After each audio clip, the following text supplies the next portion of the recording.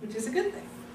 I'm going to tell you first of all what I'm not going to discuss tonight, and I kind of went over that a little bit, but I'm not going to talk about email autoresponders.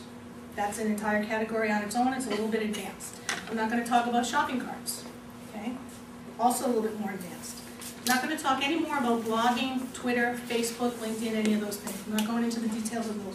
But what I do want to discuss tonight are the easiest, simplest, I love those two words, easy and simple, easiest, simplest ways for you to get properly started using email if you're not already using it, and the easiest, simple ways for you to get on the right track with your email marketing if you don't feel like you're already on the right track with it. Okay? So email marketing, unfortunately, has gotten sort of a reputation as being the used car salesman of marketing tools. People who are using email marketing that way, in my opinion, are not using it properly, are not using it well, they're not using it effectively. Because doing it properly is going to get you the best results. Okay? One of the best approaches to take is to think about the person, your ideal client is sitting across the table from you having a cup of tea with you. And that's who you're writing to. You're writing to your ideal client who probably is at this point still a prospect. My email is good for your marketing is because it helps you to become an expert in the minds of your prospects.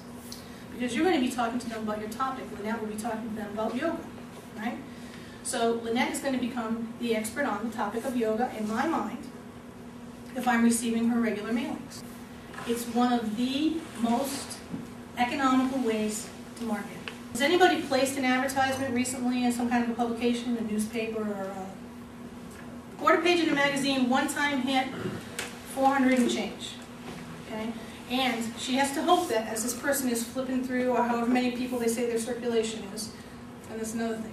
If they say to you, we have 20,000 circulation, that means they print 20,000 magazines. It doesn't necessarily mean that 20,000 eyes look at the pages.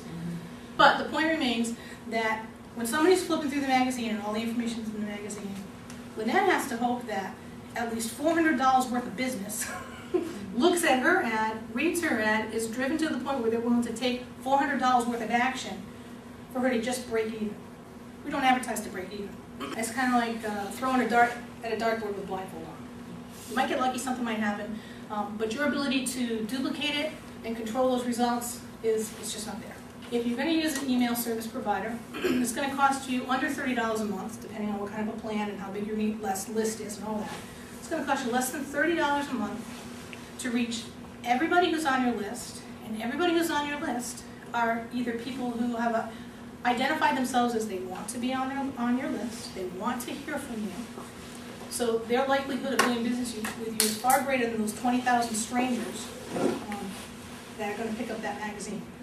All of my interactions with people, and what I learned about email marketing, what I know about it, the power of it, especially how powerful and helpful and useful it is to little tiny business owners like us, makes me so excited about it as a tool. I feel like, my gosh, everybody should be using it. You really should be using this. It's so powerful. Right. That caused me to say, all right, how can I help people to be able to, easy and simply, utilize this tool?